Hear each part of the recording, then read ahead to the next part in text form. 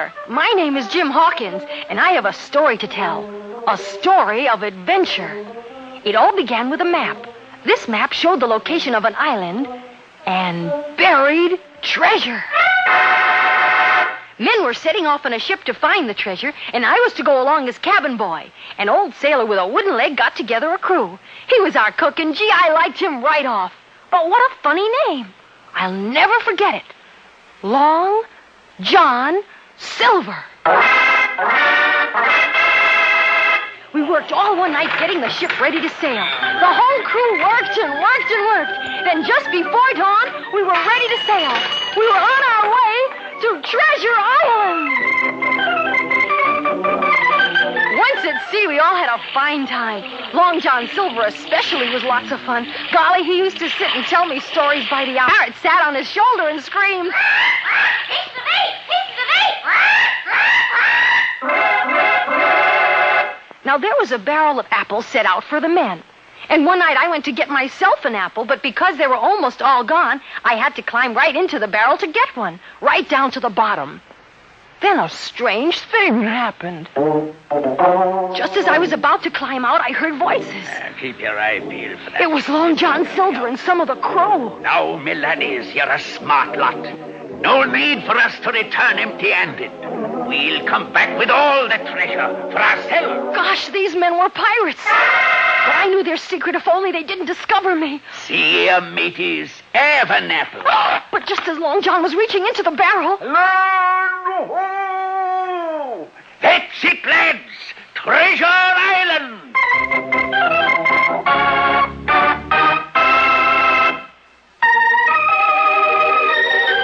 The whole crew went ashore.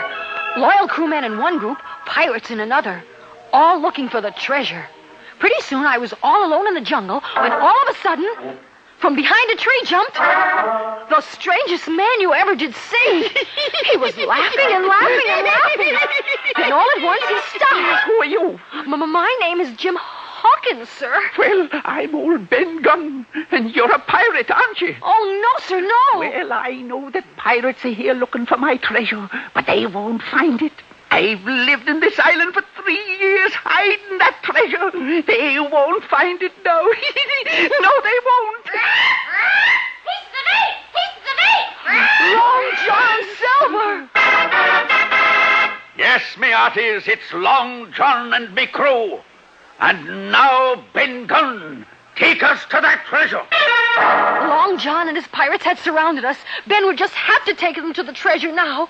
Our only chance was to have the loyal crew find us before we reached it. Ben Gunn took us to the far side of the island and pointed to a cave. I'm afraid you've done a scene, Long John. Right you are. And the treasure's mine. Long John grabbed a hook and started to pry open one of the chests when... What's that? Our loyal crew was fighting the pirates. Long John and his men were captured. The treasure was safe.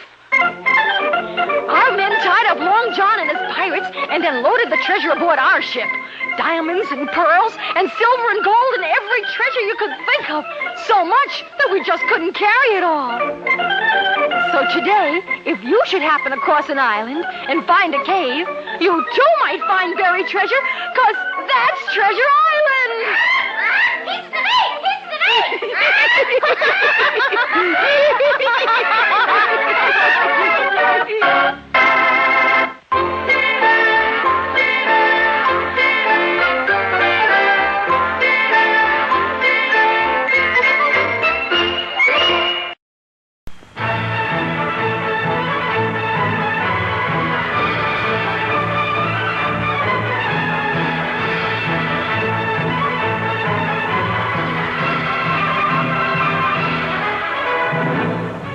Once far across the ocean in sunny Spain, there was a little baby bull named El Torito and 7 little Spanish boys who hoped someday to become famous bullfighters or toreadors, as they're called in Spain.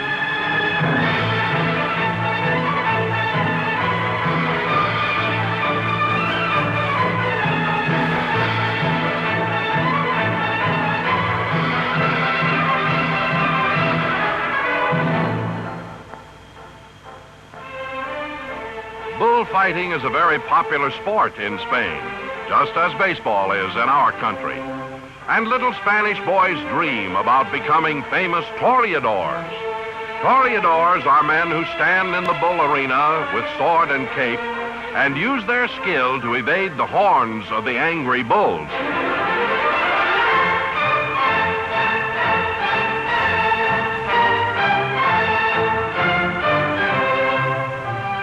To become good at anything, it takes a lot of practice.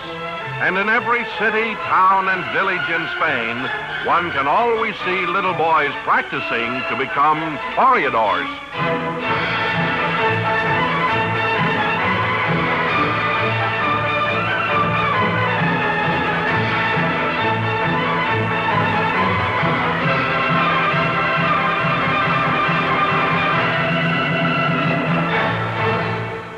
In one little village, there lived the 7 little boys who were practicing bullfighting all of the time. They were Jose, Carlos, Juan, Esteban, Pancho, Manuel, and Pedro.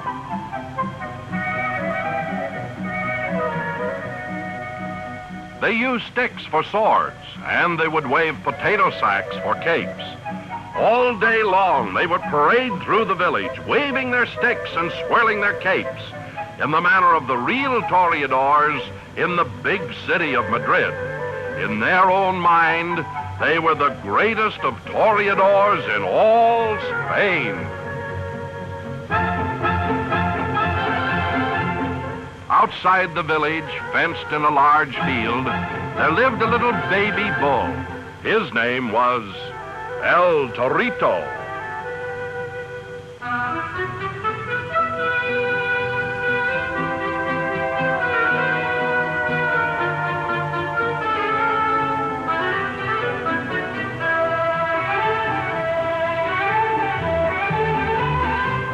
El Torito was a very young bull, and he had no horns on his head, just little bumps where the horns would be someday later on. El Torito was a happy little fellow, as most animals are when unmolested, and he enjoyed prancing around and sometimes scratching his head on the bark of the cork trees that grew in his field. Sometimes, though, El Torito wished there was someone around to play with. It was a little lonesome being all by himself. Back in the village, the boys got tired of just playing at being toreadors.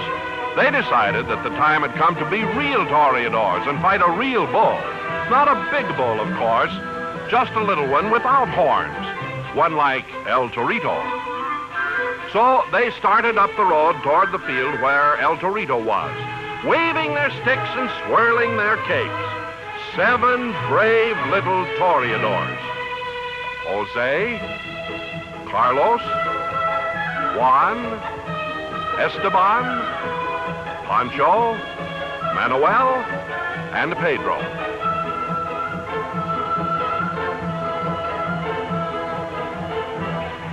Standing in his field, El Torito saw the boys approaching, and little El Torito was happy. Here at last were some visitors, little boys who would talk to him and perhaps play with him. He watched them climb the fence into his field, and sure enough, the boys wanted to play. El Torito started to run, and the boys ran after him, shouting, waving their potato sacks, and swinging their sticks. El Torito enjoyed the fun, but suddenly, the sticks began to hit him. And with each hit, El Torito became a little more mad, until he finally was very mad indeed.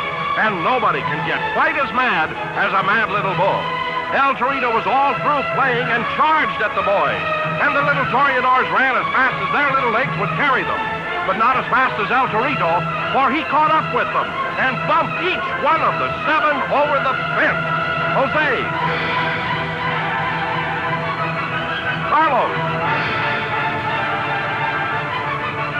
Juan, Esteban, Pancho, Manuel, and Pedro.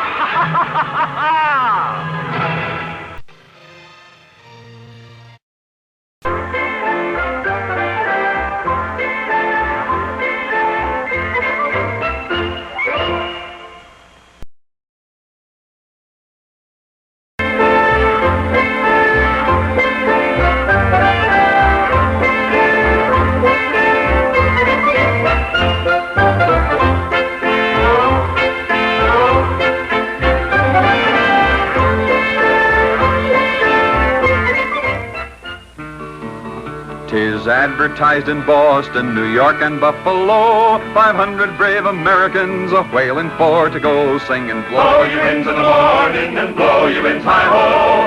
Clear away the running gear and blow, blow, blow. Well, it was in the winter of 1818 that we set out to hunt the great sperm whale. Our ship was named the Globe of Nantucket, and our captain was George Gardner of the same. It was a chill and bitter day when the command came, "All hands forward! Man the capstan! Jump to it there!" So we bent to the handspikes, and slowly the anchor rose, while the men sang, All on the bowline, our bully ship's a-rolling. All on the bowline, ho! the sail swung round, filled to the wind, and we cut through the dark, icy waters. We was fitted for a 2 years' voyage. Think of that, you landlubbers. 2 years at sea, in the hard, dangerous work of chasing the whale. It's now we're out to sea, my boys. The wind comes on to blow. One half the watch is sick on deck and the other half's below, singing, blow your winds in the morning and blow your winds high-ho. Clear away the running gear and blow, blow, blow. And we all thought of how rich we'd be. For a ship full of oil and bone, it had many markets. Oil for lamps, for lubricating, for medicine. That was the wealth the whalers brought home to America. And on we sailed, into the southern seas, and down to Cape Horn. Week after week we cruised, looking for our prey, but not a whale was to be found. They'd all been killed or driven from these grounds. Way haul away, we'll haul away, Joe. We waited to see what Captain Gardner would do. Put your helm a starboard, Mr. Whipple, if you please. All right, sir. Helm a starboard. His decision was made. We were steering westward into the Pacific, westward into the unknown waters that no whaler had ever ventured on before. Way haul away, we'll haul away, Joe. They tell you of the clipper ships a-going in and out, and say you'll take 500 sperm before you're 6 months out, singing, blow your winds in the morning and blow your winds high-ho. Clear away the running gear and blow, blow, blow. All day, the man in the crow's nest, he watched the water until his eyes ached. The rest of us was at our work on the ship. And then, one sultry day, came the cry from the masthead. The cry for which we'd been waiting. Larks and lows! Larks and lows! Sea breezes! Sea breezes! Away! On the lee beam! Bravo! It was a school of them. Sperm whale. We sprang to the boats, and in a moment we were in the water, rowing for them, straining at the oars like madmen. Spring, boys, spring! A strong stroke together! And then, as we neared our whale, its great humpback rising out of the water before us, the mate in our boat cried to the harpooner. Stand up, Frank! The harpooner jumped up, balancing his long spear. Give it to him! And at the cry, the harpoon shoots out, and the whale is caught. Up goes his tail, and he sounds into the sea, dragging the line with him. What's the line? We dash water on the line with our hats. Now the mate stands ready with his lance. Up comes the whale again to the surface, dragging our boat. Haul in! Haul in! As we draw nearer to him, the mate darts out his lance. The whale is ours! And then we caught the whale, oh the whale, oh the whale, oh. And then we caught the whale with our quick harpoons. The whale, oh the whale, oh, how quiet was his tail, oh. And then we caught the whale with our quick harpoons. And then we caught the whale, oh, and then we caught the whale, oh. Well, day after day we sighted whales, for the waters were thick with them. And when we turned homeward, we knew that we had opened new ground. And we brought back more oil than any other Nantucket ship before us. Yes, we had opened the way for all to follow. Ships that would one day cross all the oceans and open up the whole world. All hands up Anchor for home! And now that our old ship is full, our cat's so great and grand, we'll head on all our stunsails and sail for Yankee land, singing, Blow you into the morning and blow you in hi-ho! Clear away the running gear and blow, blow, blow! When we get home, our ship made fast, and we get through our sailing, a winding glass around we'll pass, we're finished with our whaling, singing, Blow you into the morning and blow you in hi-ho! Clear away the running gear and blow, blow, blow!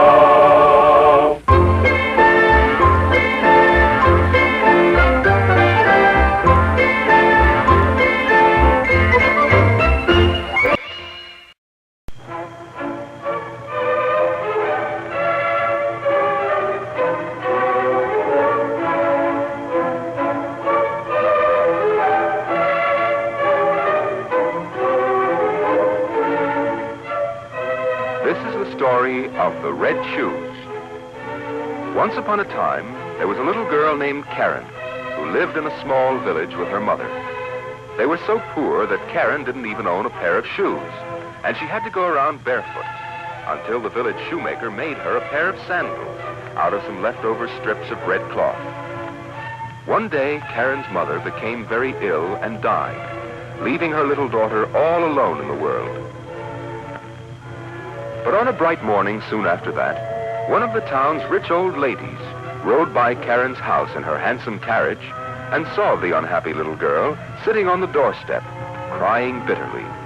The old lady stopped and spoke to Karen, and when she heard what had happened to the poor child, she offered to look after her. So the kind old lady brought Karen to her home, dressed her in good clothes, and sent her to school. Of course, Karen was thankful for such good fortune. But one thing made her unhappy. The old lady didn't like red shoes. She had long since thrown away the red cloth sandals the village shoemaker had sewn.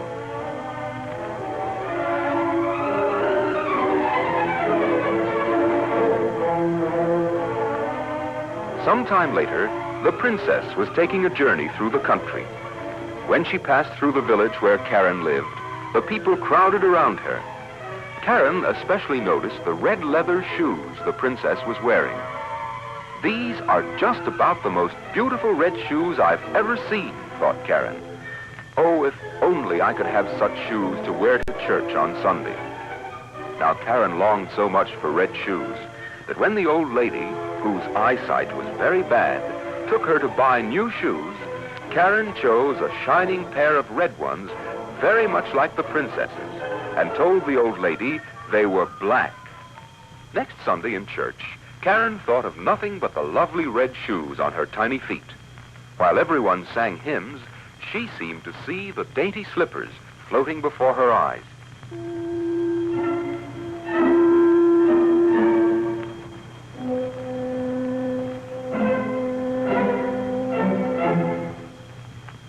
One day, Karen was invited to a grand ball in the town. She knew very well it was unwise to go to the ball, since the old lady, who had been so kind, was very ill and needed the little girl to help nurse her back to health.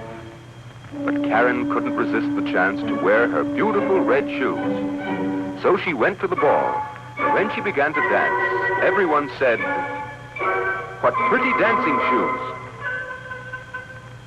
Then a strange thing happened.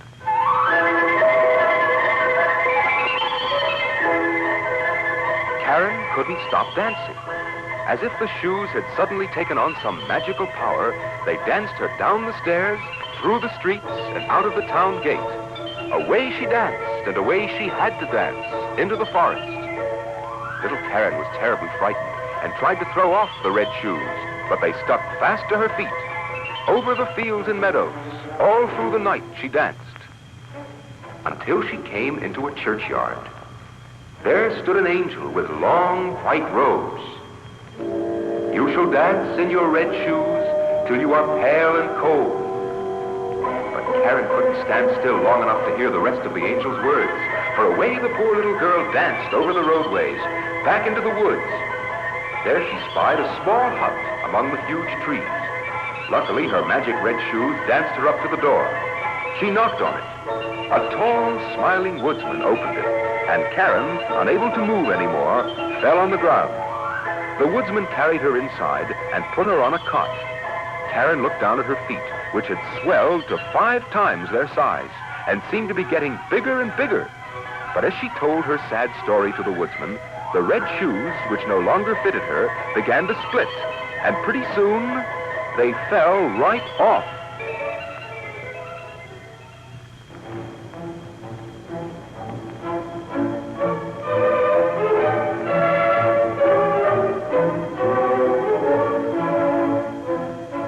After Karen rested a while, the woodsman put her in his cart and took her back to the old lady's house. The old lady had completely recovered. Karen asked her forgiveness for telling an untruth and leaving her, all because of a pair of red shoes. The old lady forgave the little girl, and next Sunday they went to church together. And as Karen joyfully sang the hymns with the rest of the townspeople, she seemed to see the white-robed angel smiling at her, knowing Karen had learned that kindness and love are far more precious possessions than a pair of red shoes.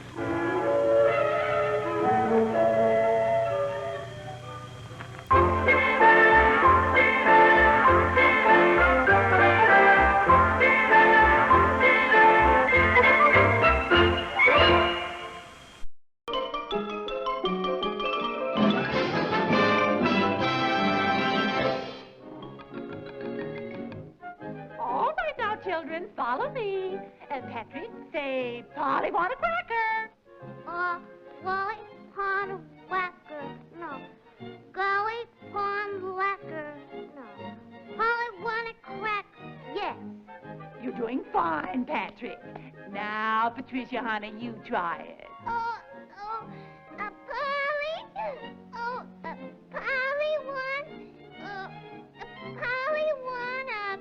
Polly want a cracker. That's nice, honey. Now, Peter, be a nice boy and say, Polly want a cracker. I don't want a cracker, see? I want to be a sailor like me pop, see? Huh, like your pop. Why, that seafaring homewrecker, that high seas hitchhiker, a fine father he's been, the seagoing slob, a sailor. Why, let me tell you something. When your father and I were first married, we lived in the Canary Islands. Then the stork brought you lovely children. Oh, and I was oh so happy. But your father, the rum-soaked old seagull, couldn't stand being anchored in one harbor for 5 minutes. So he slipped his moorings and set sail for Hawaii. No, Ma, it was Catalina. Oh, yes. Set sail for Catalina. I used to burn a little light in the window.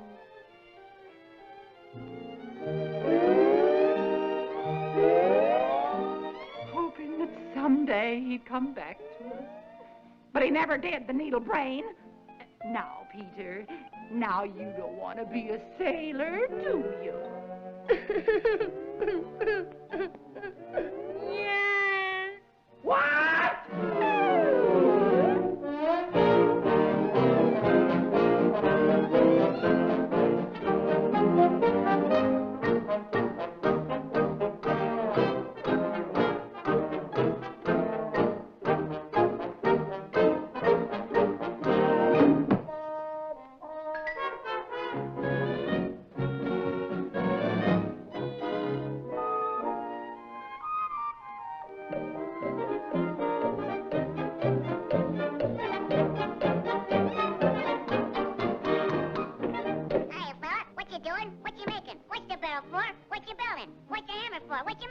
Well, see, I'm building a boat, see? And I'm putting out to sea, see? Because... Today I am a man. See? Oh, boy, can I go? Can I be a sailor? I want to be a sailor. Will you let me be a sailor? Can I go with you? Okay, matey, but you gotta remember, see? I am the captain's kid. I do the things my old man did. For I'm the kid, the captain's kid, and half a fucking heir. All aboard, come on, by heck. You're job will be to scrub the deck, or else I'll twist your leather neck, for I'm a buccaneer. Ship ahoy! Raise the pirate's flag. When we get the swag, we'll sail for Treasure Island. That's where I'll hide the gold and keep it there till I grow old. There's not a pirate half as bold, for I'm the captain's kid. See?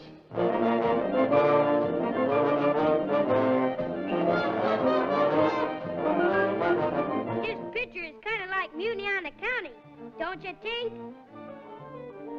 Or don't ya?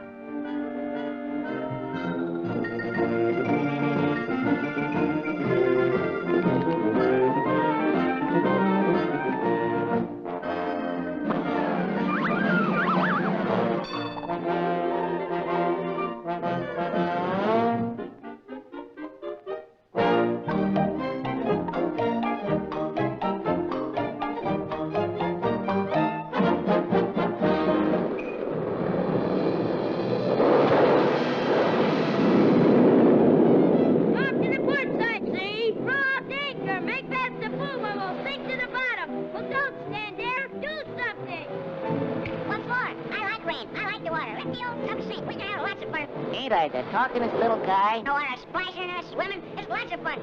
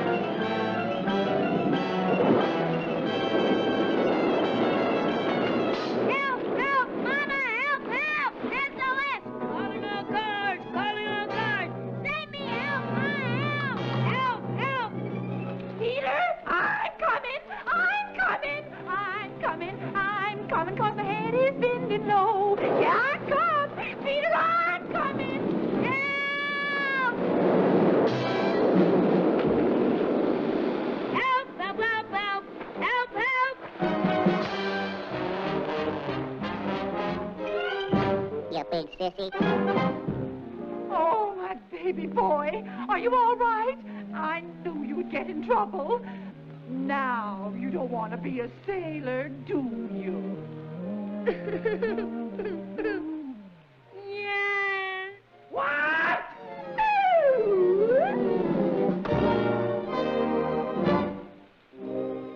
Now, what would you do with a child like that?